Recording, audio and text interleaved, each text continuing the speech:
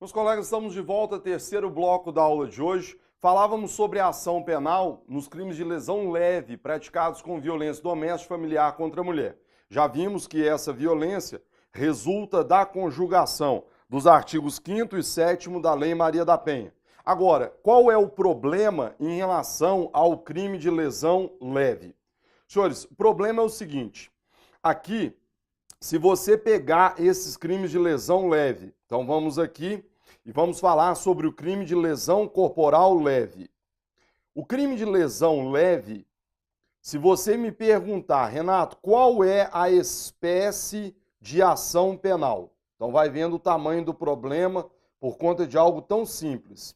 Qual é a espécie de ação penal em relação ao crime de lesão corporal leve? Colegas, esse crime você tem que entender o seguinte, antes da Lei 9.099, então antes da Lei 9.099, esse crime de lesão corporal leve, ele era um crime de ação penal pública incondicionada. Legal? Aí, colegas, vem a Lei 9.099 e, para ser mais exato, vem o artigo 88. O artigo 88 da Lei 9.099 vai mudar a espécie de ação penal desse delito. E vai dizer que, na verdade, esse delito é um crime de ação penal pública condicionada à representação. Legal. Vai exigir representação quanto a esse delito. Até aí, tranquilo. Aliás, aqui não inventei nada demais. Você tem crime de ação penal pública condicionada à representação, pode segurar comigo, Charles. É só você passar os olhos lá no artigo 88 da Lei dos Juizados. Só mostrar para vocês aqui, para a gente ver como que funciona isso. Está aí na tela, beleza? Além das hipóteses do Código Penal e da legislação especial, também dependerá de representação a ação penal relativa aos crimes de lesões corporais leves e lesões corporais culposas. Até aí tranquilo, e caminhávamos felizes com isso. Até que surge o problema do quê, pessoal? Surge o problema do artigo 41 da Lei Maria da Penha, que está aí exibido na tela para vocês. O que o artigo 41 da Lei Maria da Penha nos diz? Está aí na tela. Aos crimes, e na visão do Supremo, também vale para as contravenções. O que para mim é um claríssimo exemplo de analogia em mala parte, mas quem sou eu? Supremo entende aos crimes e às contravenções, melhor exemplo seria vias de fato, praticados com violência doméstica e familiar contra a mulher, independentemente da pena prevista. Não se aplica a lei dos juizados. Pois bem, quer dizer, percebam que há uma vedação absoluta à aplicação da lei dos juizados. Renato, qual a razão de ser dessa vedação? Uma grande revolta das mulheres quanto à aplicação da lei dos juizados a esses crimes praticados no contexto da violência doméstica e familiar contra a mulher. Sempre digo isso, uma vez assistindo uma palestra de uma delegada, ela dizia isso. 2 maridos agressores de mulheres conversando, antigamente, na porta dos juizados, porque antigamente aplicava os juizados. Aí um virava para o outro e falava, e aí, você bateu na sua esposa? Bati. Quanto que você deu nela? Aí eu dei nela 2 cestas básicas. Aí o outro fala, não, mas você bateu pouco. Eu dei na minha 10 cestas básicas. Quer dizer, a conversa era assim. E era por quê? Porque antigamente cabia a aplicação da lei dos juizados. Então a sua violência doméstica e familiar contra a mulher, no final das contas, era convertida e mensurada em cestas básicas. E isso era motivo de grande revolta para as mulheres. Por isso que o artigo 41 passou a vedar a aplicação da lei dos juizados. Senhores, se o artigo 41 está nos dizendo que não se aplica a lei dos juizados, isso significa dizer o quê? Que não se aplica o artigo 88. Então, esse artigo 88, ele não pode ser aplicado para violência doméstica familiar contra a mulher. Ora, se eu não posso aplicar o 88, nós vamos voltar às origens. E aí você vai concluir comigo, então, que por conta desse 41, e como eu não posso aplicar o artigo 88, qual seria a espécie de ação penal no crime de lesão corporal leve praticado no contexto da Lei Maria da Penha? Ora, a espécie de ação penal seria pública incondicionada. Então, a espécie de ação penal seria pública incondicionada. Exatamente por isso. Já que eu não aplico a lei dos juizados, e já que foi a lei dos juizados que passou a exigir representação, eu volto à estaca anterior. E aí eu vou dizer que é um crime de ação penal pública incondicionada. Legal? Essa conclusão, aliás, pessoal, foi firmada pelo próprio Supremo. O Supremo apreciou duas ações diretas sobre o assunto e chegou a essa conclusão. Primeiro, quando confirmou a constitucionalidade do 41, dizendo que é constitucional sim, dizendo que a Constituição, ela impõe a todos e ao Estado a tutela aí da mulher, sobretudo nessas relações familiares e sobretudo quando vítima dessa violência. Então, há sim uma constitucionalidade nesse 41. Se não se aplica a lei dos juizados, eu não posso exigir representação. Os dois julgados em questão estão aí exibidos na tela para vocês. O primeiro deles é o AD de número 4.424, em que o Supremo diz: a ação penal relativa à lesão corporal é pública incondicionada. E o segundo julgado, um pouco mais extenso, é a ADC de número 19, em que o Supremo, primeiro, reconheceu que esse tratamento diferenciado ele é constitucional. Depois o Supremo disse que a criação dos juizados de violência doméstica e familiar não violam o poder de auto-organização do judiciário local, e também dizendo que o artigo 41, quando veda a aplicação da lei dos juizados, está em consonância com a Constituição, que obriga o Estado a adotar mecanismos para coibir a violência no âmbito das relações familiares. Quer dizer, o Supremo, então, confirmando a constitucionalidade da Lei Maria da Penha. Legal? Forte nisso, pessoal, e com base nisso, o que o STJ acabou fazendo? O Superior Tribunal de Justiça acabou editando duas súmulas, a de número 536 e a de número 542. Vamos ver primeiro a 536. A suspensão condicional do processo e a transação penal não se aplicam nas hipóteses de delitos sujeitos ao rito da Lei Maria da Penha. Senhores, esses dois institutos despenalizadores estão previstos na Lei dos Juizados. A suspensão no artigo 89 da Lei 9.099 e a transação penal no artigo 76 do mesmo diploma normativo. Ora, se o 41 veda a aplicação da Lei dos Juizados, significa dizer que esses dois benefícios não podem ser aplicados. Daí os dizeres da súmula 536. A outra súmula, em consonância com a de 4.424, é a de número 542, em que o STJ diz: a ação penal relativa ao crime de lesão corporal resultante de violência doméstica e familiar contra a mulher é pública e incondicionada. Senhores, uma súmula é feita para esclarecer, mas com o devido respeito e sem querer soar pedante para vocês, tá, pessoal? Não quero aqui falar que sei mais do que ninguém, mas é só para esclarecer. A súmula, pessoal, é feita para esclarecer.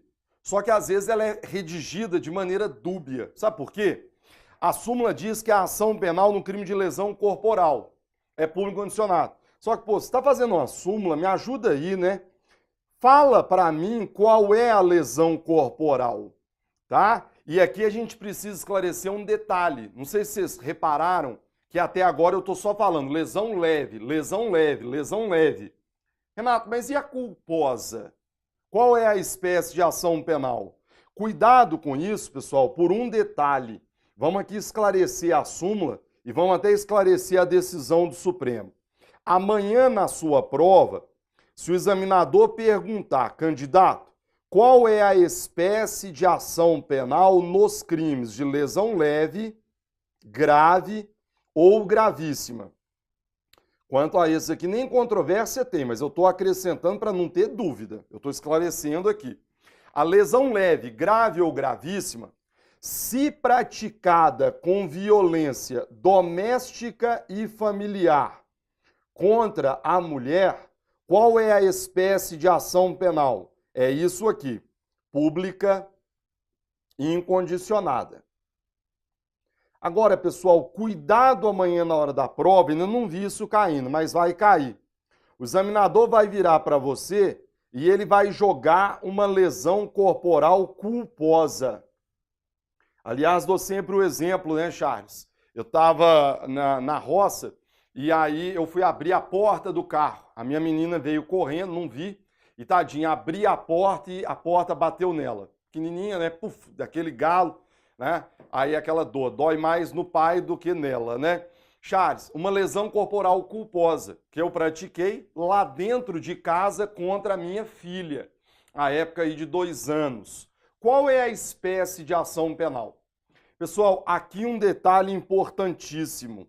Será que essa lesão corporal culposa, ela entra no contexto da violência doméstica e familiar contra a mulher? Não, não entra. E isso aqui é que é a pegadinha maldosa do examinador. Não existe crime culposo dentro da Lei Maria da Penha. A Lei Maria da Penha, pessoal, ela trata de uma violência de gênero, uma violência na qual você se aproveita da situação de vulnerabilidade da vítima. Então só entra na Lei Maria da Penha crimes o quê? Só entram crimes dolosos. Crimes culposos não entram. Tá claro isso? Então, pessoal, crime culposo não entra na Lei Maria da Penha. Por isso que no exemplo dado da lesão culposa contra a minha filha, por mais seja dentro de casa, contra a mulher, no âmbito da unidade familiar, não entra na Lei Maria da Penha. Então não se aplica aquele 41 que veda a aplicação da Lei dos Juizados. Então a lesão culposa contra a minha filha, pessoal, é crime de ação penal pública condicionada à representação. Cuidado com essa pegadinha maldosa para não escorregar amanhã na hora da prova. Então esse crime é crime de ação penal pública condicionada à representação. Exatamente porque não entra na Lei Maria da Penha como todos os crimes culposos. Maravilha? Uma última observação, só para a gente poder concluir. Cuidado, pessoal, por quê? Porque a decisão do Supremo, está aí na tela, proferida na ADI 4.424, é exclusivamente em relação ao crime de lesão corporal. E o Supremo, apesar de não ter dito, é o que falamos, é a lesão leve, é que era a controvérsia aqui. Então, a lesão corporal leve, pública e incondicionada. Por que eu estou dizendo isso? Pelo seguinte, o Supremo em nenhum momento disse que todos os crimes da Lei Maria da Penha são de ação penal pública incondicionada. Às vezes o aluno que nunca estudou o assunto com uma certa profundidade, ele acha isso. Todo crime da Lei Maria da Penha é ação penal pública incondicionada. Não. A decisão do Supremo só vale para lesão leve, porque ali você consegue mudar a ação por conta da não aplicação da Lei dos Juizados. Outros crimes continuam dependendo de representação. Aliás, eu citei isso no bloco inicial da aula de hoje. Estupro e ameaça são 2 exemplos comuns, ainda se praticados com violência doméstica e familiar contra a mulher, pessoal, esses crimes continuam sendo crimes de ação penal pública condicionada à representação. O que, na verdade, se você parar para pensar um pouco, é uma monstruosidade. Aliás, é uma estupidez que ninguém de outro país conseguirá jamais entender. Porque raciocine comigo, a lesão leve, que é um crime, me perdoem aí, pessoal, comparado com estupro, tá? É um crime brando, é ação penal pública incondicionada. O estupro, que é um crime muito mais grave, depende de representação. Quer dizer, há uma contradição, né? O que é mais brando deveria depender de representação, mas existe essa inversão. Quer dizer, o legislador da Lei Maria da Penha, ele cometeu um grande erro, o de não dizer que todos os crimes praticados no contexto da violência serão de ação penal pública incondicionada. Ele só tirou isso aí quanto à lesão leve, porque a lesão leve você tira a aplicação da lei dos juizados. Agora, para os demais delitos, vamos continuar seguindo as regras previstas no Código Penal ou na legislação especial. Combinado? Colegas, avançamos e chegamos então ao ponto final da aula de hoje, trazido aí e está colocado na tela para vocês. É a nossa querida peça acusatória. Nós vamos finalizar o estudo do tema ação penal falando sobre a peça acusatória. Eu tenho até vergonha de fazer esse primeiro quadro, né? Mas eu sou obrigado a dizer. Na ação penal pública, qualquer que seja sua espécie, é chamada de denúncia. Na ação penal privada, qualquer que seja sua espécie, é chamada de queixa-crime. A primeira oferecida pelo Ministério Público, a segunda oferecida por um advogado ou por um defensor público, sempre dotado de procuração com poderes especiais. Vejamos agora, pessoal, quais são aí os elementos importantes sobre isso. Primeiro ponto importante. Eu posso ter no mesmo processo uma denúncia e uma queixa? Então, é o primeiro item colocado aí para vocês. É possível haver um único processo com duas peças acusatórias, uma denúncia e queixa? Senhores, imaginem aqui os autos de um processo. E neste processo, nós temos aqui o quê? Uma denúncia, logicamente oferecida pelo MP, e temos também uma queixa-crime, logicamente oferecida pelo ofendido ou por seu representante legal. É possível que haja esse simultâneos processos? Sim ou não, colegas? Perfeitamente possível. Em quase, não gosto nem de falar esses números, né? Mas em quase 17 anos de atuação prática, nunca vi, só para cair em prova mesmo. Mas em tese é possível, desde que haja o quê? Conexão, desde que haja continência, logicamente entre crimes de ação penal pública e crime de ação penal privada. Se você visualizar, por exemplo, um crime de furto cometido em conexão com um crime contra a honra, o que você tem? Crime de furto, ação penal pública. Crime contra a honra, em regra, ação penal privada.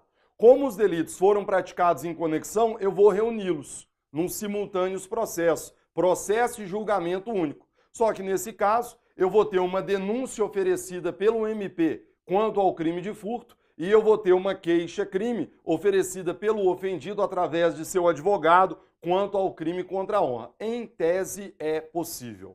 Legal? Para alguns doutrinadores, isso aí se chama ação penal adesiva, que é quando existe esse litisconsórcio. Não é um termo consensual. Há quem diga que não se confunde com esse litisconsórcio, porque na verdade a ação penal adesiva seria basicamente quando o assistente se habilita num processo em crime de ação penal pública.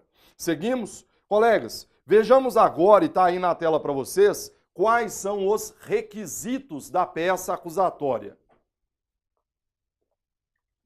Pessoal, os requisitos da peça acusatória podem ser extraídos de uma breve leitura do artigo 41 do CPP, que está aí na tela para vocês, que vai dizer o seguinte: a denúncia ou queixa conterá a exposição do fato criminoso com todas as suas circunstâncias.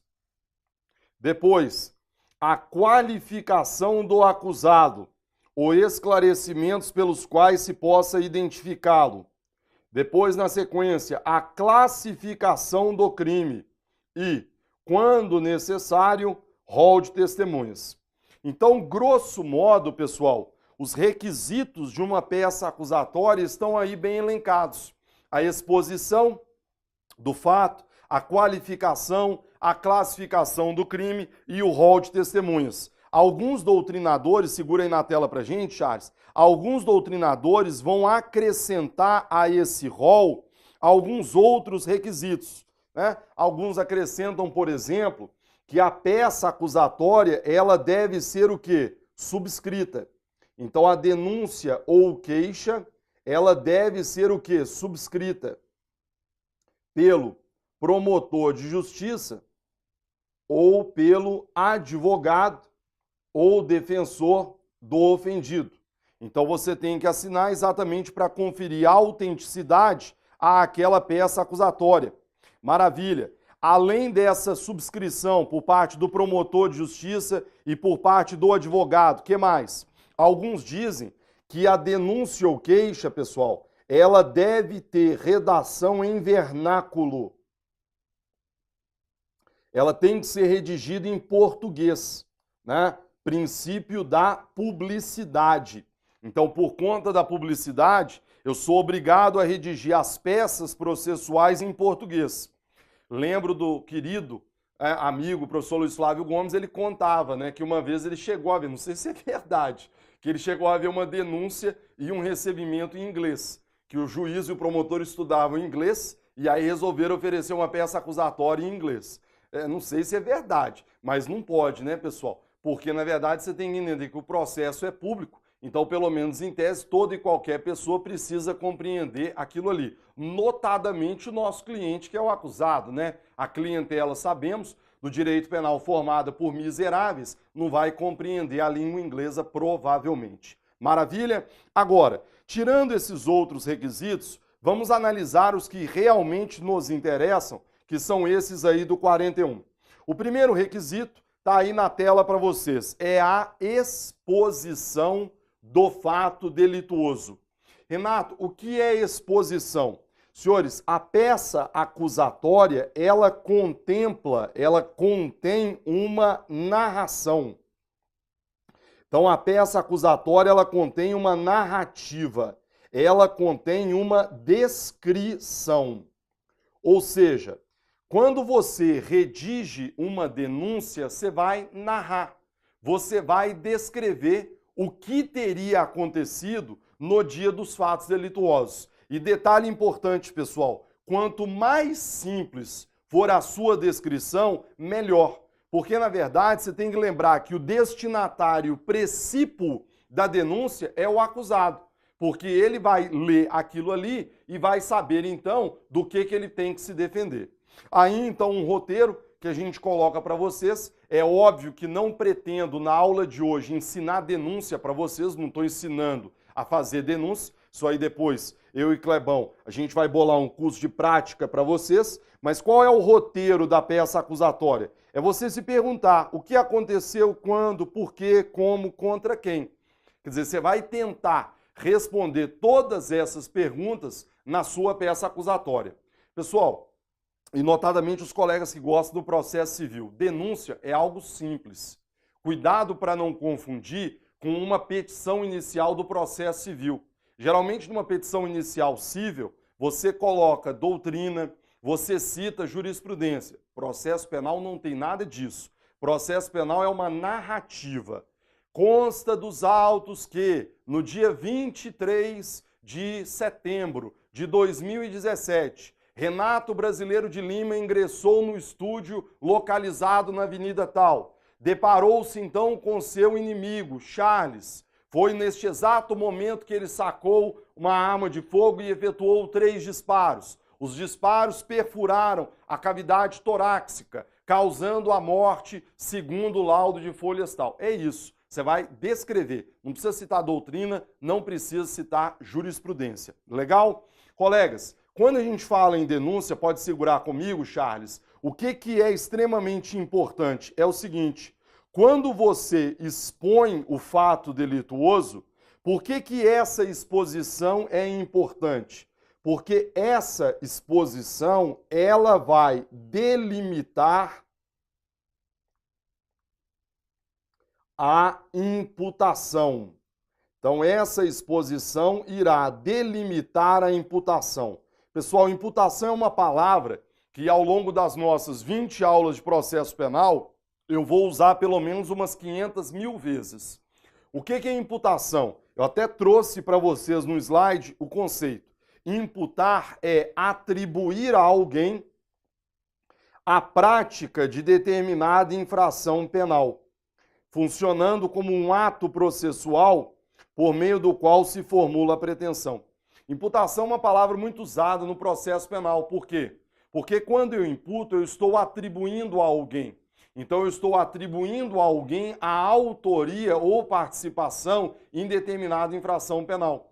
Por isso que essa exposição é importante, porque é a exposição que vai delimitar a imputação.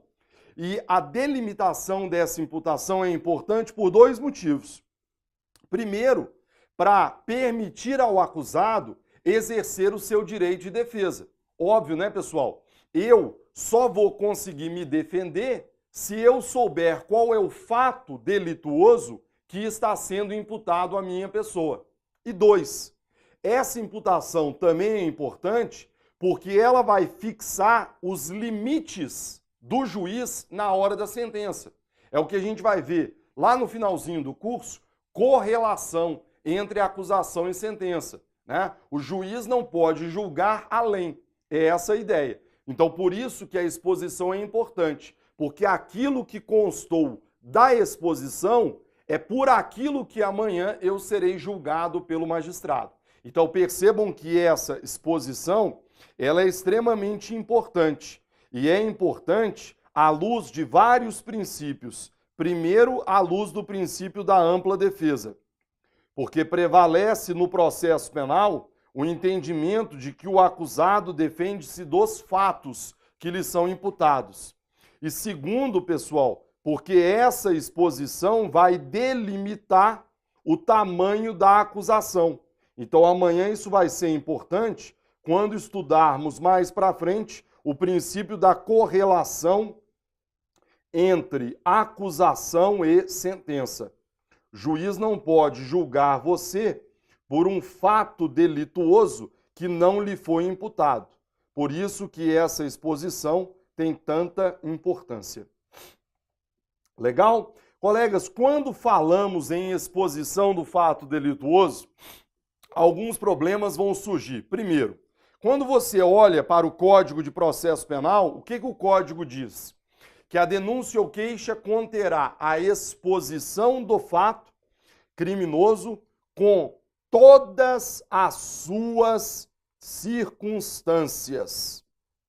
Então aqui vem o problema. Renato, como assim todas as suas circunstâncias? Colegas, quando você oferece uma denúncia contra alguém, você vai descrever o tipo penal incriminador, logicamente que não repetindo os dizeres, né? Você não vai dizer, denuncie o Renato. Renato matou alguém. Não é isso, né? Você vai ter que dizer em que teria consistido a minha conduta da qual resultou a morte de alguém.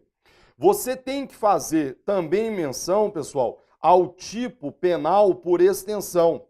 Então você vai descrever uma omissão penalmente relevante, você vai descrever uma tentativa, você vai descrever aí um concurso de agentes. Tudo você vai descrever, pessoal, qualificadoras, causas de aumento, privilégios, causas de diminuição, etc. O problema, na verdade, está aqui, com as nossas queridas agravantes. Será que agravantes devem constar da peça acusatória? Perceba que o Código diz: exposição do fato delituoso com todas as suas circunstâncias. Então, pessoal, a doutrina diz que as agravantes obrigatoriamente também precisam constar da peça acusatória. Então, se o cara é reincidente, você vai ter que dizer na denúncia: Se o cara praticou o crime por motivo fútil, você vai ter que dizer. Agravante é uma circunstância e o código exige essa descrição. Cuidado, pessoal, porque isso aqui, ó, não é seguido pelos tribunais superiores. Os tribunais superiores, goste você ou não, concorde você ou não com isso, ainda se apegam à redação do nosso Código de Processo Penal, que permite, nos casos de ação penal pública, que agravantes sejam reconhecidas de ofício. Está aí na tela para vocês o artigo de número 385, que vai dizer o quê? Vejam, nos crimes de ação penal pública, o juiz poderá proferir sentença condenatória, ainda que o MP tenha opinado pela absolvição, bem como reconhecer agravantes, embora nenhuma tenha sido alegada. Isso aqui, pessoal, é duramente criticado pela doutrina, por conta de uma suposta violação ao princípio da correlação entre acusação e sentença. Só que a jurisprudência não está nem aí. A jurisprudência entende que esse artigo é válido, portanto, agravantes, inclusive está aí um julgado, não vou ler para ganhar tempo, mas a jurisprudência entende que as agravantes podem ser reconhecidas mesmo que não tenham constado da peça acusatória. Então esse é o cuidado que você deve ter. Legal? Para a gente poder concluir essa exposição do fato delituoso com todas as circunstâncias, colegas, qual é a consequência da não exposição do fato delituoso? Pessoal, saibam que eventual vício quanto a essa exposição do fato delituoso vai acarretar a inépcia da peça acusatória. E isso, você bem sabe, é causa de quê? De rejeição. A gente vai estudar a rejeição e o recebimento mais para frente, mas por hora saibam que, à luz do artigo 395, inciso 1 do Código de Processo Penal, uma das causas de rejeição da peça acusatória é exatamente a inépcia. Melhor exemplo que a gente sempre ilustra para os alunos são crimes culposos. É muito comum em crimes culposos que o promotor não, quem comete o erro é sempre o estagiário, que o estagiário, ao oferecer denúncia, diga: Renato causou a morte da vítima quando dirigia seu carro de maneira imprudente, quando dirigia seu carro de maneira negligente.